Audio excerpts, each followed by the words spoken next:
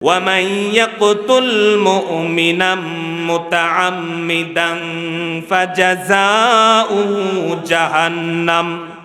আল্লাহ রাব্বুল আলামিন এই আয়াতের মধ্যে খুনিদের জন্য 5টা শাস্তির কথা বলেছেন। একটা নয়, দুইটা নয়, তিনটা নয়, 5টা। কয়টা?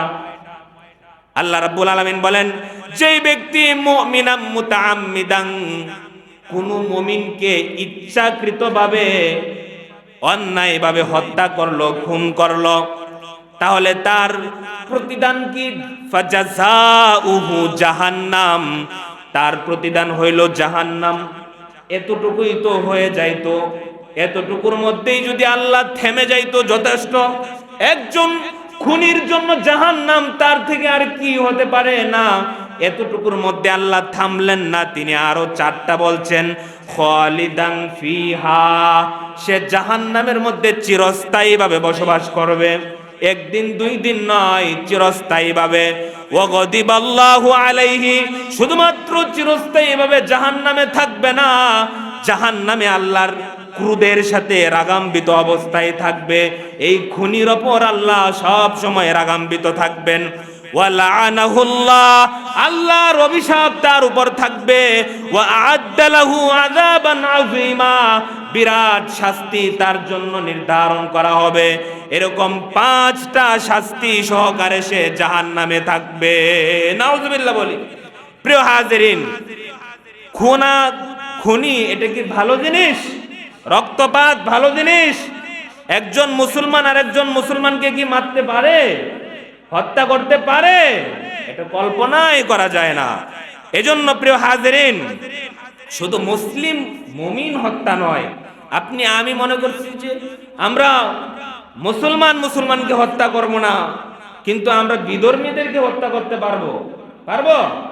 এই ব্যাপারে নবীজি বলতেছেন, মান ক্বাতালা নাফসান মুআহাদান লাম ইয়ারি রাইহাতাল জান্নাতি ওয়া ইন্না রিহাহা লা ইউজাদু মিন মাসিরাতি 40 আমান। নবীজি বলেন, কোন মুসলিম দেশে অমুসলিম নাগরিক, অথবা কোন মুসলিম দেশের অমুসলিম নাগরিক যদি বসবাস করে, বা কোন মুসলিম দেশের মধ্যে যদি কোনো চুক্তিবদ্ধ কোনো অমুসলিম বসবাস করে, তাদেরকে তোমরা হত্যা করতে পারবা না। যদি হত্যা করো তাহলে তোমরা জান্নাতের ঘ্রাণও পাবে না। আর জান্নাতের ঘ্রাণ 40 বছরের দূরত্ব থেকেও পাওয়া যায়। নবীজি বললেন কি, যে লাম ইয়ারিহ রাইহাতাল জান্নাহ, সে জান্নাতের ঘ্রাণও পাবে না। আপনি একজন বাংলাদেশের মধ্যে যদি একজন হিন্দুকে মারেন, একজন বৌদ্ধকে মারেন, একজন খ্রিস্টানকে মারেন, বা একজন কোন অমুসলিমকে যদি খুন করেন, হত্যা করেন, তো নবীজির এই হাদিস অনুযায়ী আপনি জান্নাতের ঘ্রাণও পাবেন না। মুহাম্মদ নে আকর কুফর কো মিঠায়া,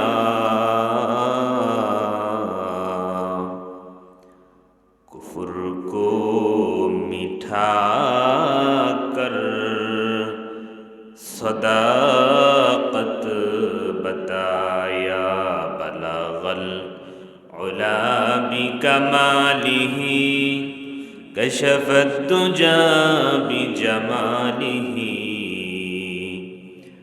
हसनत जमीउ खिसालिही सल्लु अलैहि व आलिहि।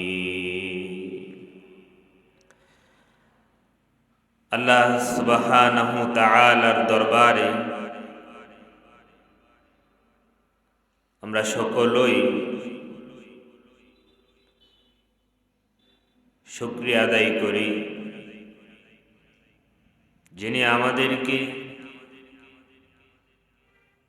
দুনিয়ার ব্যস্ততা থেকে ফারেক করে তার ঘর মসজিদের মধ্যে পবিত্র জুমার সালাতে শামিল হওয়ার উদ্দেশ্যে সবার আগে আমাদেরকে একত্রিত করেছেন। তার শুকরিয়া আদায় করে বলি আলহামদুলিল্লাহ।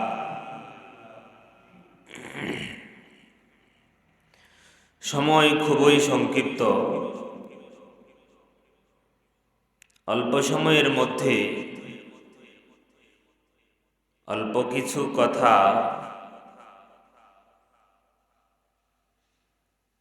বলে এবং শুনে শেষ করব ইনশাআল্লাহ।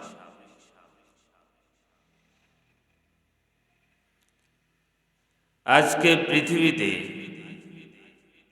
গোটা বিশ্বে, সকল জায়গায়, সকল জনপদে চলছে ধারাবাহিকভাবে অবিচার,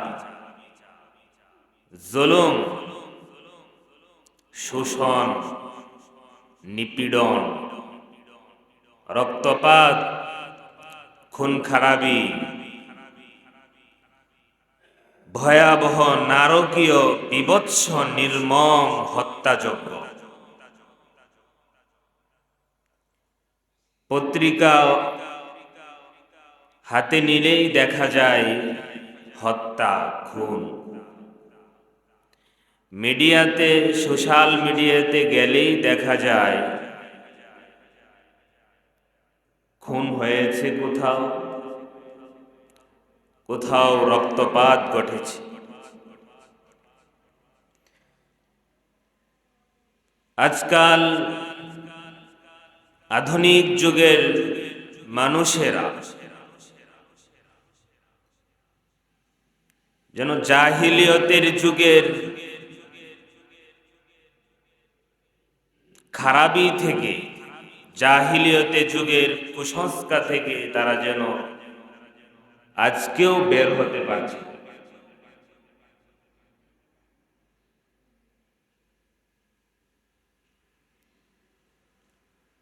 খালে লাশ, বিলে লাশ, রাস্তায় লাশ, ঘরের লাশ।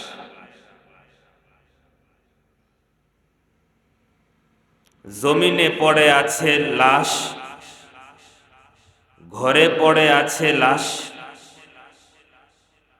হত্যা করেছে কে, খুনিকে খুঁজে পাওয়া যাচ্ছে না। এই হচ্ছে আমাদের বর্তমান পৃথিবীর অবস্থা। অতীতের তুলনায়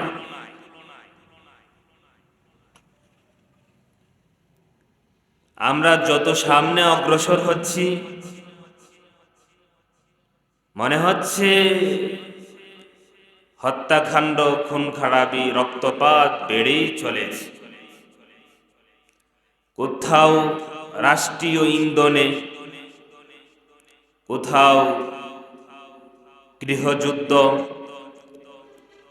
কোথাও গণহত্যা, আর কোথাও গুপ্ত হত্যা। এগুলো মুসলমানের কাজ হবে তো দূরের কথা, কোন মানুষের কাজ এটাই তো বিশ্বাস করা যায়। আমরা ছোট থেকে গল্প শুনে এসেছি, হিংস্র প্রাণীরা মানুষের ক্ষতি করে। বাঘ, ভাল্লুক, সিংহ মানুষের উপর আক্রমণ করে, কিন্তু কখনো আমরা বড় হওয়ার পরে এর বাস্তবতা তুলনামূলক দেখি না। এরকম ঘটনা খুব কমই হয়। হিংস্র প্রাণীরা শত শত মানুষ খেয়ে ফেলেছে, হাজার হাজার মানুষ মেরে ফেলেছে। এরকম ঘটনা আমরা পত্রপত্রিকায় পড়ি না, কিন্তু পত্রপত্রিকায়, মিডিয়াতে সব সময় আমরা দেখছি মানুষ মানুষকে হত্যা করছে, মানুষ মানুষকে খুন করছে। পৈশাচিক কায়দায় বিভৎস চিত্র ফুটে উঠছে। মানুষ এমন কেন হচ্ছে? মানুষের এই অধপতন কেন হইল? মানুষের এত নির্মম চিন্তা কিভাবে মানুষের ভিতরে জায়গা নিল?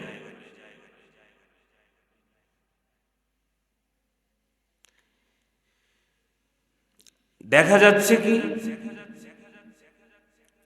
সন্তানের হাতে বাবা খুন হয়েছে, মায়ের হাতে সন্তান খুন হয়েছে, ভাইয়ের হাতে বোন খুন হয়েছে। আবার এই সমস্ত হত্যাকাণ্ড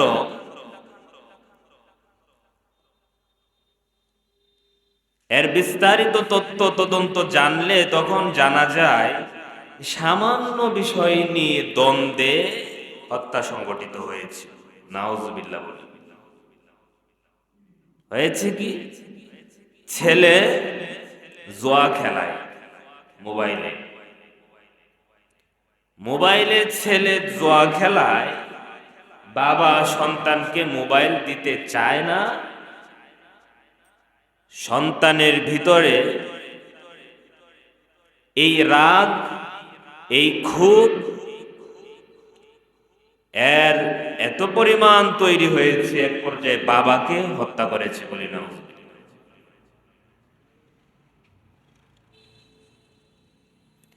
দেখা যায় কিশোর যুবক, তাদের গ্রুপ আছে, দল আছে, তাদের মধ্যে সামান্য কথোপকথন নিয়ে একজন আরেকজনকে মেরে ফেলে। এমনও কথা আমাদের সামনে আসছে, পত্রিকায় পড়েছি, জিজ্ঞেস করছে তুমি এখনো বিয়ে কেন করো না, এটা কেন জিজ্ঞেস করলো, এই জন্য হত্যা করছে বলি না। 10 টাকার জন্য হত্যা করছে, 20 টাকার জন্য হত্যা করছে। মানুষের জীবন কি এত সস্তা হয়ে গিয়েছে? এই পৃথিবী কোন দিকে যাচ্ছে? আমাদের সমাজের জনগণের নিরাপত্তা কোথায়? মানুষের এই অধপতনের এর উপর কি কোনো গবেষণা হয়েছে? দেশের, রাষ্ট্রের কি চিন্তা ভাবনা আছে এই খুনাখুনি হত্যাকাণ্ড থেকে দেশকে বাঁচানোর জন্য? রাস্তায় ডাকাতি, বাড়িতে ডাকাতি, দোকানে চুরি, বাড়িতে চুরি, এমন হলো কেন? আজকাল নির্বিঘ্নে নিরাপদে দেশের এক প্রান্ত থেকে অপর প্রান্তে আমরা ছুটে বেড়াবো স্বাধীন দেশে, কিন্তু আমরা যখন দূর দূরান্তে যখন যাই, আমাদেরকে এক চিন্তা মাথার উপর চতুর্দিক থেকে আবৃত করে ফেলে। মনে হচ্ছে যে কোথাও সামনে ডাকাত আছে, মনে হচ্ছে কোথাও সন্ত্রাস আছে। আমরা কেন আজকে পর্যন্ত ডাকাতি, সন্ত্রাসী, খুন খারাপি মুক্ত দেশ গঠন করতে পারলাম না?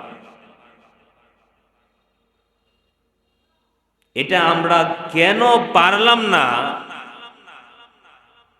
আজকে পর্যন্ত এর উত্তর কে আমাদেরকে দিবে, কার কাছ থেকে আমরা নিব, সেটাও আমরা এখন জানি না। কার কাছে আমরা বিচার দিব সেটাও জানি না, কারণ বিচার থাকলে না, চোখের সামনে দিবালোকে সূর্যের আলোতে রাজধানীর ভিতরে সুপরিচিত, দেশের মানুষ সবাই চিনে এরকম লোকদেরকে মেরে ফেলে খুনি খুঁজে পায় না। সেই জায়গায় আমরা অপরিচিত সাধারণ মানুষের জীবনের নিরাপত্তা কি? আমাদের জীবনের দাম কতটুকু, মূল্য কতটুকু? কিছুই না। যারা রাষ্ট্র পরিচালনা করে এদের মতো নির্লজ্জ বেহায়া পৃথিবীতে আর হতে পারে না। আমি যদি দেশের জনগণের নিরাপত্তা দিতেই নাই পারি, তা আমি দেশ চালাবো? প্রত্যেকটা জনগণ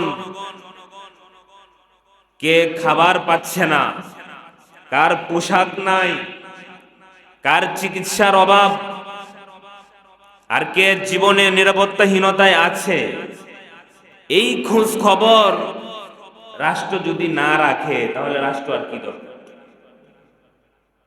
প্রিয় হাজিরিন, আজকের আলোচ্য বিষয় আমার মনে হয়েছে হত্যাকাণ্ড নিয়ে কিছু কথা বলা প্রয়োজন। এই ভ্যাকসিন আমাদের সবারই নিতে হবে।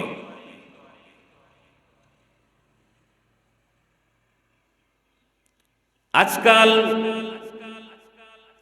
ভোগ বিলাসিতার যেই প্রচার প্রসার দেশে বিদেশে হয়, ত্যাগের প্রচার প্রসার দুনিয়ায় নাই।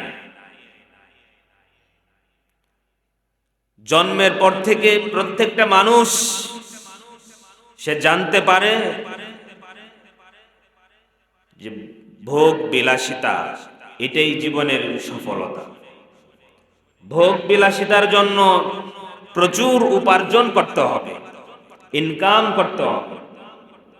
আর ইনকাম করার জন্য হালাল হারাম বাছ বিচার করা যাবে না। আসুক টাকা আসুক, কারণ টাকা আসলেই সম্মান পাওয়া যায়, মর্যাদা পাওয়া যায়। ভোগ বিলাসিতা পশ্চিমারা এটাই শিক্ষা দিয়েছে পৃথিবীবাসী। আর ইসলাম শিক্ষা দিয়েছে ত্যাগ, কুরবানি। এই যে সামনে আসছে রমজান, রমাদান মাসে 30 দিন আমরা কিসের প্রশিক্ষণ নিই? ত্যাগের প্রশিক্ষণ।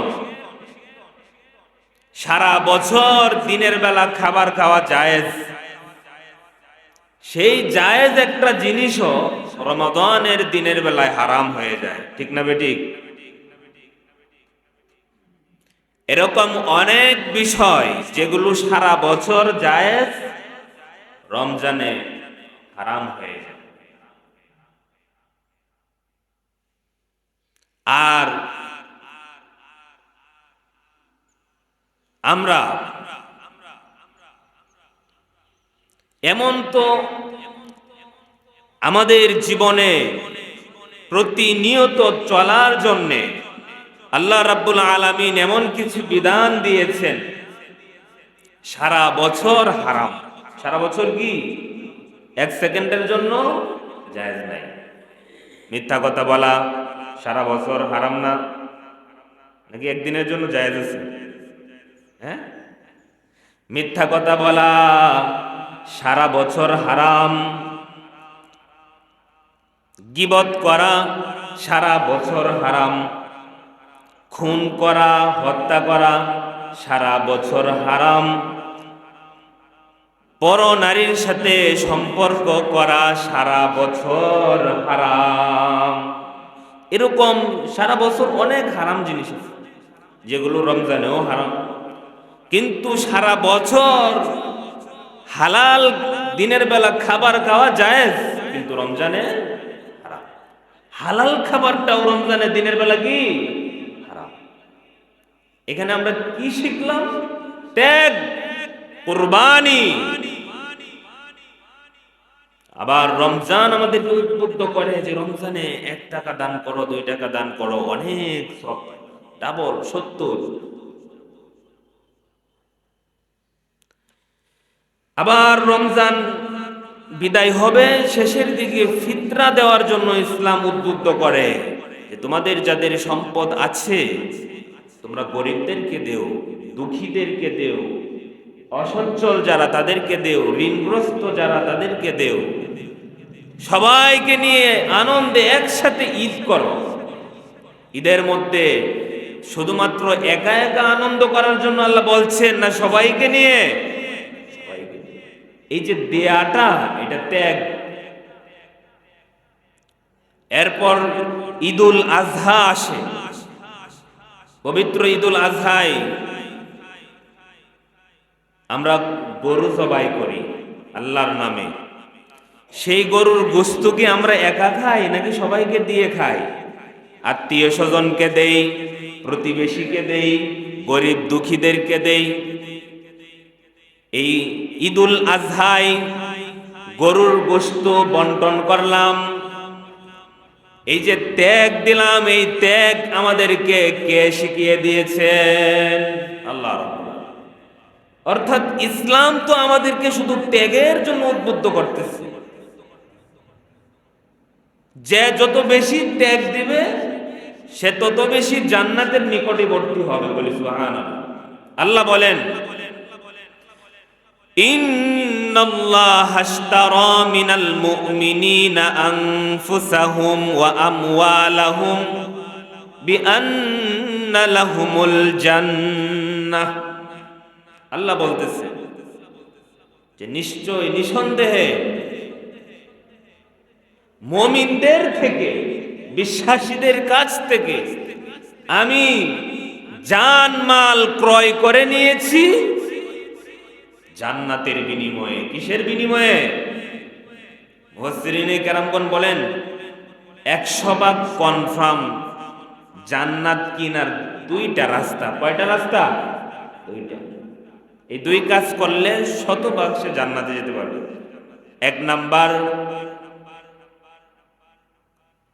কোন দেশে যদি, কোন মুসলিম দেশে যদি কাফের শক্তি, কুফার শক্তি আক্রমণ করে আর মুসলমানদের ঈমান আমল, মুসলমানদের মাটি রক্ষার জন্য যদি কোনো মুসলমান জীবন দিয়ে দেয়, এলায়ে কালিমাতুল্লাহর জন্য, দিনকে প্রতিষ্ঠা করার জন্য যদি কেউ জান দিয়ে দেয়, জীবন দিয়ে দেয় কোনো মুসলমান, তাহলে সে শহীদ হওয়ার সাথে সাথে সে জান্নাতে চলে যাবে।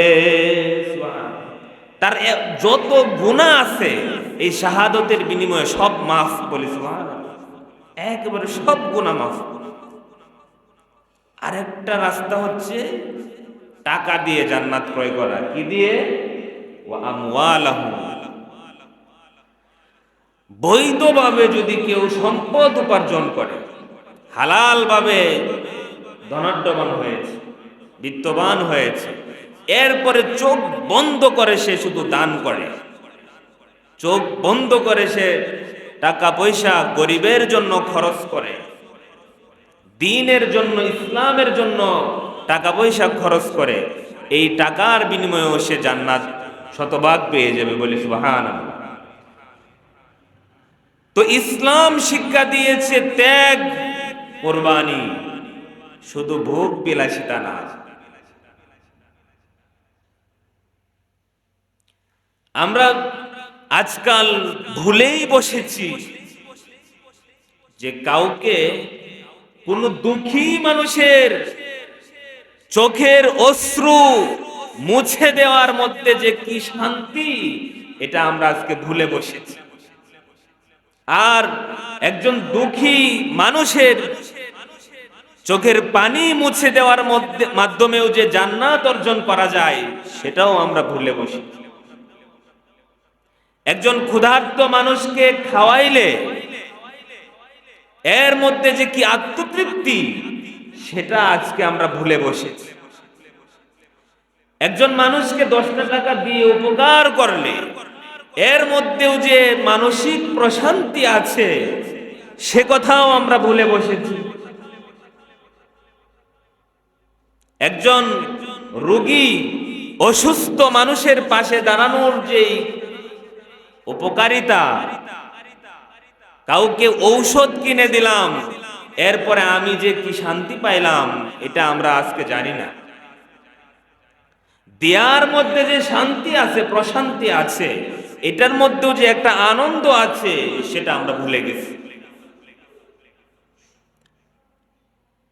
আজকাল এই খুন খারাপি কেন এত পরিমাণ বেড়ে গিয়েছে? এর কারণ হচ্ছে মানুষের হৃদয় থেকে, হতে পারে তার বাবা মুসলমান ছিল, তার নামটাও মুসলমানের, কিন্তু তার গোটা শরীরের ভিতরে বাহিরে আল্লাহর ভয় বিন্দু পরিমাণ নাই, এজন্যই সে খুনি হতে পারে। এই খুন খারাপি দুইটা কারণে সবচেয়ে বেশি গোটা বিশ্বে ঘটছে। এক নাম্বার, আল্লাহর দেয়া বিধান অনুযায়ী বিচার নাই। দ্বিতীয় নাম্বার, যারা খুনি তাদের ভিতর আল্লাহর ভয়ও নাই। আল্লাহ কোরআন হাকিমে বলেন, মান ক্বাতালা নাফসান বিগাইরি নাফসিন আও ফাসাদিন ফিল আরদি ফাকান্নামা ক্বাতালান নাসা জামিআ। নিরপরাধ কোন মানুষকে নির্বিচারে, কোন ধরনের বিচার ছাড়াই কোন একজন মানুষকে যদি কেউ হত্যা করে, ফাকান্নামা ক্বাতালান নাসা জামিআ, সে যেন গোটা বিশ্বের মানব সম্প্রদায়কে সে হত্যা করলো, খুন করলো। বলি নাউজুবিল্লাহ। হত্যা করছে কয়জনকে? একজনকে। আর গুনাহ হইব গোটা বিশ্বের মানুষকে হত্যার সমপরিমাণ। আল্লাহ আল্লাহ। আজকাল মানুষ এত হিংস্র হয়ে গেছে, মানুষের ক্ষতি করলে, মানুষের উপর জুলুম করলে, সেই জুলুম আপনার উপরও একদিন ফিরে আসবে। আপনি যদি অন্য একজনের জন্য যদি বিপদে ফালানোর জন্য যদি গর্ত খনন করেন, আপনিও একদিন এই একই গর্তে পড়ার সম্ভাবনা আছে। আপনি যদি কাউকে ডুবিয়ে দেওয়ার জন্য যদি কোনো কৌশল অবলম্বন করেন, একই কৌশলে আপনার বন্দী হওয়ার সম্ভাবনা আছে। আপনার শক্তি ছিল, ক্ষমতা ছিল, সেই ক্ষমতার প্রয়োগ যদি অন্যায়ভাবে যদি কারো উপর আপনি করেন, তাহলে জেনে রাখবেন আপনার থেকে দুর্বল যে তার উপর আপনি জুলুম করতেছেন, কিন্তু সেই বান্দাটা দুর্বল হতে পারে, সেই বান্দার মালিক আল্লাহ কিন্তু দুর্বল নয়। কাউকে দুঃখ দিয়ে সুখী হওয়া যায় না, কাউকে বিপদে ফালিয়ে, কাউকে বিপদগ্রস্ত করে কখনো সুখী হওয়া যায় না। বরং মানুষের উপকার করার মধ্যেই শান্তি, সুখ। আল্লাহ বলেন, ওয়ামান আহইয়াহা ফাকান্নামা আহইয়ান নাসা জামিআ। আর যদি কোন ব্যক্তি কোন একজন মানুষকে বাঁচিয়ে দিল, সে যেন গোটা পৃথিবীর মানুষকে বাঁচাইয়া দিল। সুবহানাল্লাহ, আল্লাহু আকবার। একজন মানুষ আপনি দেখলেন পানিতে ডুবে মারা যাচ্ছে, ঝাঁপিয়ে পড়লেন পানি থেকে উদ্ধার করে এই লোকটাকে বাঁচানোর জন্য। এই লোকটাকে যদি আপনি বাঁচাইতে পারেন, আল্লাহ বলে সে যেন গোটা পৃথিবীর মানুষকে বাঁচাইলো। আমরা সবাইকে বাঁচাবো তো ইনশাআল্লাহ। কাউকে যখন দেখবো সে বিপদে পড়ছে, টেনে উঠাবো। কাউকে যখন দেখবো পানিতে ডুবে যাচ্ছে, তাকেই টেনে উঠাবো, বাঁচায়া দিব। অর্থাৎ সব সময় কেমনে উপকার করা যায় এই ফিকিরেই মাথায় ঘুরবে। সব সময় চিন্তায় থাকবো এই লোকটার আমি কেমনে উপকার করতে পারি, ওই লোকটার কেমনে উপকার করতে পারি, ওই লোকটার কেমনে উপকার করতে পারি, এবং এই উপকারের রাস্তা দিয়ে একদিন আমি জান্নাতে প্রবেশ করতে পারবো। আর যদি ক্ষতি করি, সেই ক্ষতির রাস্তা দিয়ে জাহান্নামে যেতে হবে।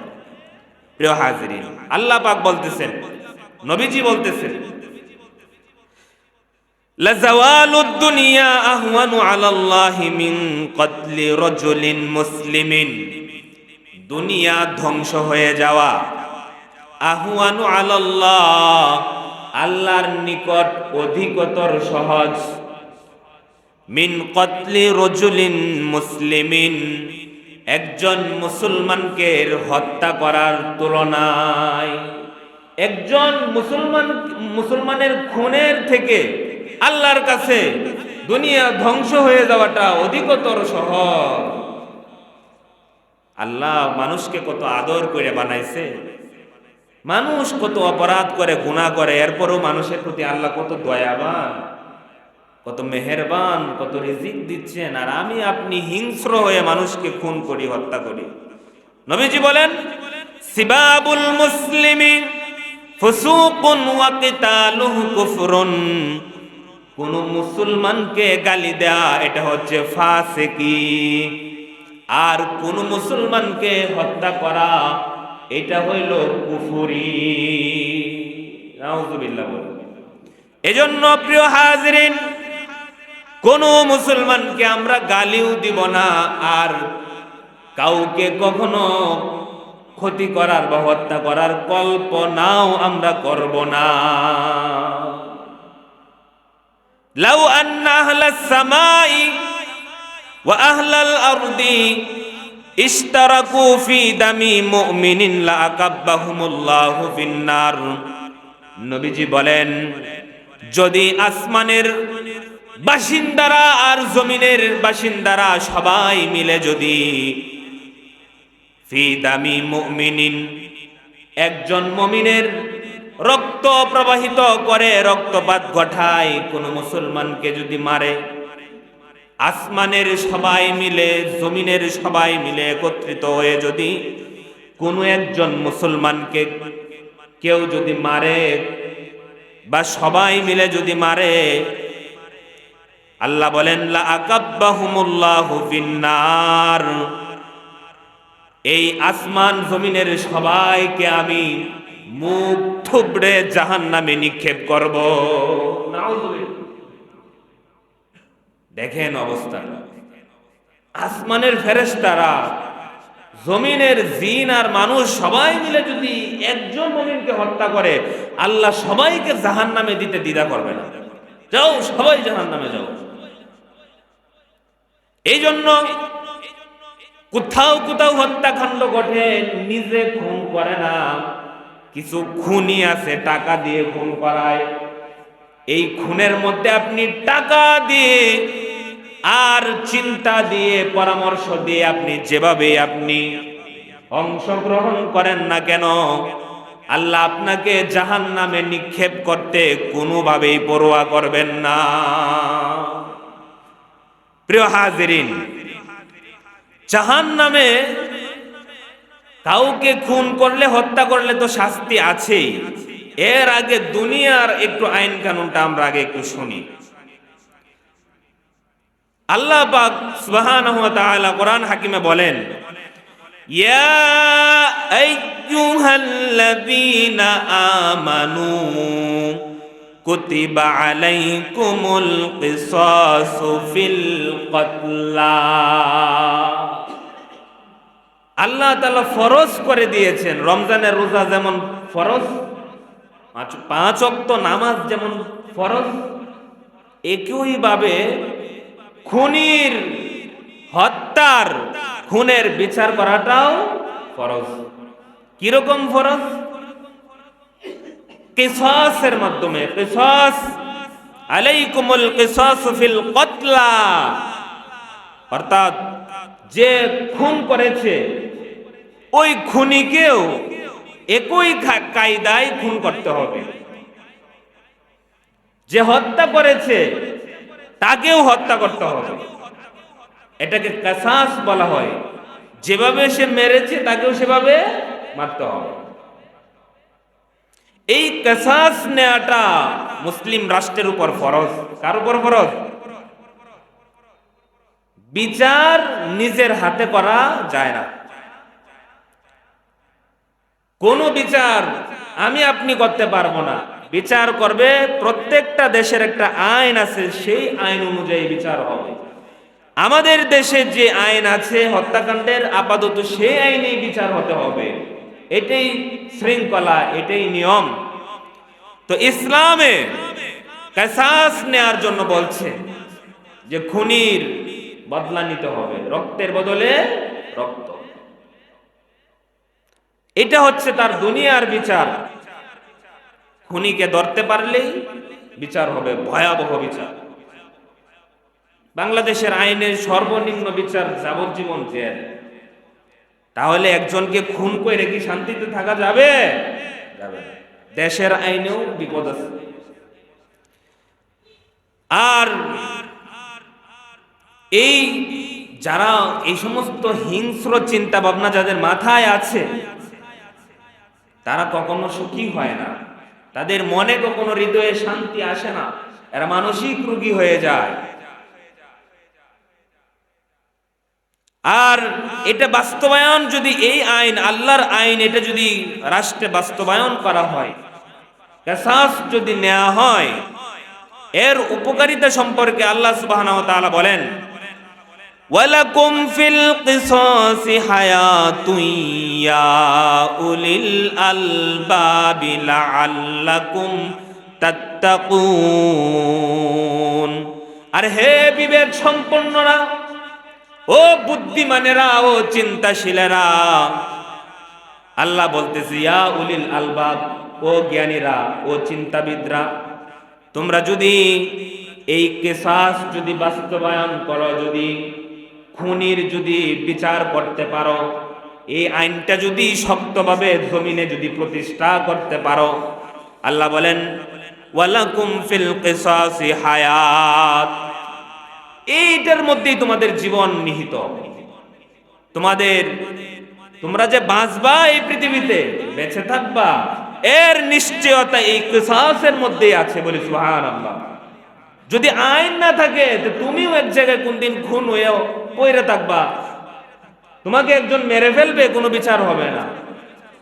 আর শক্ত যদি আইন থাকে খুনিদের জন্য, তা আল্লাহ বলেন হায়াতুন, এখানে তোমাদের জীবন আছে, তোমাদের নিরাপত্তা আছে। এজন্য কিসাস এটা শক্তভাবে বাংলাদেশে এবং প্রত্যেকটা দেশে বাস্তবায়ন করা উচিত। এটা করলে কি হবে? আল্লাহ বলেন লাআল্লাকুম তাত্তাকুন, হতে পারে যাতে করে এই খুনিদের ভিতর ভয় তৈরি হয়। শক্ত বিচার যদি হয়, দিবালোকে রাজপথে খুনিকে যদি সবার সামনে যদি শাস্তি দেওয়া হয়, এই শাস্তি যদি গোটা দেশে প্রচার করা হয়, অন্য খুনিরা দেখে কি খুশি হবে? এদের ভিতরে ভয় তৈরি হবে যে যদি ধরা খাই তাহলে কি হবে, এই একই কায়দায় আমার বিচার হবে। এজন্য খুন খারাপই হবে না। এজন্য যে সমস্ত দেশে এই আইনটা শক্ত, আপনি খবর নিয়ে দেখেন ওই দেশে খুনাখুনি, রক্তপাত সবচেয়ে কম। আচ্ছা, আল্লাহর আইন অনুযায়ী মনে করেন দুনিয়াতে আপনার বিচার হলো না, আর দুনিয়ার আইনেও আপনার বিচার হলো না, তারপরে কি আপনি বেঁচে যাবেন? আপনার বাঁচার সুযোগ নাই। সেটা সামনে বলবো, এর আগে আমি একটা বাস্তব উদাহরণ দিই। বাস্তব উদাহরণটা দিয়ে সময় নাই, যেহেতু আজকের আলোচনা শেষ করে দিতে হবে।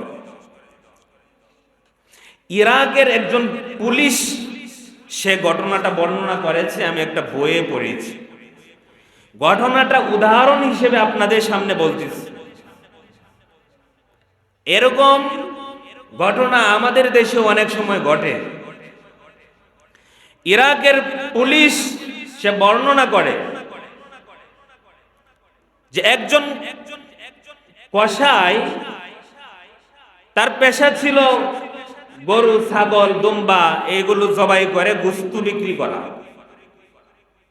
সে এই পেশায় থাকে। তো একদিন এক রাস্তা দিয়ে যাচ্ছিল তার ব্যক্তিগত গাড়ি দিয়ে। তো পথে দেখে একটা মহিলা আহত অবস্থায় পড়ে আছে। সে মানবিক দৃষ্টিতে সে গাড়ি থেকে নেমে কসাই মহিলার কাছে গিয়ে দেখে ছুরি ঘাতে পড়ে আছে। তার শরীরে এখনো ছুরি বিদ্ধ হয়ে আছে। কসাই ছুরিটা টান দিয়ে বের করলো। এমন মুহূর্তে চারপাশে এলাকাবাসী তাকে ঘিরে ফেলেছে। এলাকাবাসী সন্দেহ করলো সে নিজেই খুন করেছে। তাকে পুলিশ গ্রেফতার করে তাকে নিয়ে গেল থানায়। রাষ্ট্রীয় আইনে লাগাতার 2 মাস তদন্ত হলো। এরপরও সে বাঁচতে পারল না। তাকে খুনি হিসেবেই সাব্যস্ত করা হইল। এইবার মৃত্যুদণ্ড তার কার্যকর করা হবে এই কসাইয়ের। কসাই সবাইকে লক্ষ্য করে উপস্থিত সবাইকে বলল, আমার উপযুক্ত শাস্তি আজকে আমি পেতে যাচ্ছি। তবে তোমরা শুনে রাখো, এই মহিলার খুনি আমি নয়, আমি আরেক মহিলার খুনি। ঘটনাটা হলো, আমি ফোরাত নদীতে আমি নৌকা চড়াইতাম। আমি মাঝি ছিলাম। আমার পেশা ছিল ফোরাত নদীতে, ইরাকের মধ্যে ফোরাত নদীর এপার থেকে ওপারে যাত্রী পারাপার করা। একদিন কোনো মানুষ ছিল না, মানুষ শূন্য অবস্থায় শুধুমাত্র একজন মহিলা আমার নৌকার মধ্যে আইসা উঠল। উঠার পর আমি দেখলাম মহিলাটা অত্যন্ত সুন্দরী। আমার মধ্যে খারাপ চিন্তা আসলো। এরপরে আমি চিন্তা করলাম, না, আমি তার বাড়িতে যাব বিয়ের প্রস্তাব নিয়ে। আমি তাই করলাম, ওই সুন্দরী মহিলার বাড়িতে বিয়ের প্রস্তাব নিয়ে গেলাম। কিন্তু এই মেয়ে এবং তার পরিবার আমার প্রস্তাবকে নাকচ করে দিল, বাতিল করে দিল। আমি লজ্জিত অবস্থায় ফিরে আসলাম। আবার আমি ফোরাত নদীর এপার থেকে ওপারে আমি মাঝিগিরি করা শুরু করলাম। দীর্ঘ 1 বছরের উপরে সময় চলে গেল। হঠাৎ একদিন আমি দেখি ওই একই মহিলা একটা কুলের মধ্যে একটা ছোট্ট শিশু বাচ্চা নিয়ে আমার নৌকায় আইসা উঠলো। আমি তো চিনে ফেললাম যে এটা তো সেই মহিলা যাকে আমি বিয়ের প্রস্তাব দিয়েছিলাম, রাজি হইল না। তখন আমি বললাম, তুমি কি সেই নারী নয়? মহিলাটি বলল, হ্যাঁ, আমি তো সেই। তখন আমার মধ্যে আবার পশুত্ব আইসা চেপে বসলো, হিংস্রতা আমাকে ঘিরে ধরলো। আমার মাথা থেকে সঠিক চিন্তা বিলুপ্ত হয়ে গেল। আমি বললাম, এই শিশুটি কার? মহিলাটি বলল, এই শিশুটি হচ্ছে আমার। তুমি চলে যাওয়ার কিছুদিনের পরে আমার বিয়ে হয়ে গিয়েছে, আর এই বাচ্চাটা আমার। তো আমি বললাম, এই শিশু বাচ্চাটাকে আমি নদীতে ফেলে দিব যদি তুমি আমার প্রস্তাবে রাজি না হও। আমি যা বলবো তাতেই রাজি হয়ে যাও। যদি রাজি না হও তাহলে তোমার এই বাচ্চা নিশ্চিত নির্ঘাত এই ফোরাত নদীতে মারা যাবে। মহিলা কোনোভাবেই রাজি হচ্ছিল না। এক পর্যায়ে এই দুধের শিশুকে এই পাষাণ এই মাঝি ফোরাত নদীতে তার মাথাটা চেপে ধরলো। চেপে ধরার পর বাচ্চাটা যতক্ষণ পর্যন্ত কান্নার আওয়াজ শোনা যেত ততক্ষণ পর্যন্ত চেপে ধরতো। এরপর আবার উঠাইতো, কিন্তু মহিলা রাজি হয় না। এক পর্যায়ে দূরে ঢিল মেরে এই বাচ্চাটাকে ফোরাত নদীতে ফেলে দিল। বাচ্চাটা মারা গেল। এরপর এই মহিলাকেও খুন করলো, হত্যা করলো।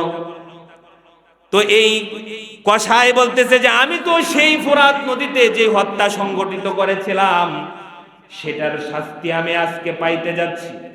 নিশ্চিত আজকে আমার মৃত্যুদণ্ড কার্যকর করা হবে। তবে ইরাকবাসী, তোমরা জেনে নাও, এই রাস্তার পাশে যে মহিলাকে পাওয়া গেছিল তার খুনি আমি না। আমি এই কথাটা এজন্য বললাম যে আপনি কাউকে খুন করে হত্যা করে আপনি কারো ক্ষতি করে সামান্য সময়ের জন্য মনে করতে পারেন পার পেয়ে গেছেন, বেঁচে গেছেন, কিন্তু আপনি যে গর্ত খনন করেছেন এরকম এক গর্ত আপনার সামনে অপেক্ষা করতেছে।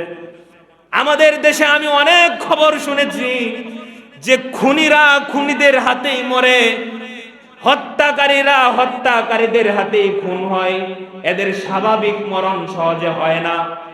এদের গ্রুপ আছে, গ্রুপ, তারা নিজেরা টাকা পয়সা নিয়ে দ্বন্দ্ব করে, হায়নার মতো হিংস্র প্রাণীর মতো একজন আরেকজনকে খুন করে দুনিয়া থেকে বিদায় নেয়। আমি এই জন্য বললাম যে দুনিয়ার বিচারেও যদি আমরা পার পেয়ে যাই, হতেও পারে যে সামান্য সময়ের জন্য পার পেয়ে গেছি, 1 বছর 2 বছর 10 বছর 20 বছর পর আমার বিচার অন্যভাবেও হতে পারে, সেটা আমি আপনি কল্পনাও করতে পারবো না। এরপরে দুনিয়ার বিচার তো গেল, পরকালের ব্যাপারে আল্লাহ রাব্বুল আলামিন বলতেছেন, ওয়া মান ইয়াকতুল মুমিনা মুতাআম্মিদান ফাজাযাউহু জাহান্নাম। আল্লাহ রাব্বুল আলামিন এই আয়াতের মধ্যে খুনিদের জন্য 5টা শাস্তির কথা বলেছেন। 1টা নয়, 2টা নয়, 3টা নয়, 5টা। কয়টা? আল্লাহ রাব্বুল আলামিন বলেন, যেই ব্যক্তি মুমিনাম মুতাআম্মিদান, কোন মুমিনকে ইচ্ছাকৃতভাবে অন্যায়ভাবে হত্যা করলো, খুন করলো, তাহলে তার প্রতিদান কি? ফাজাযাউহু জাহান্নাম, তার প্রতিদান হইল জাহান্নাম। এতটুকুই তো হয়ে যাইতো, এতটুকুর মধ্যেই যদি আল্লাহ থেমে যাইতো যথেষ্ট।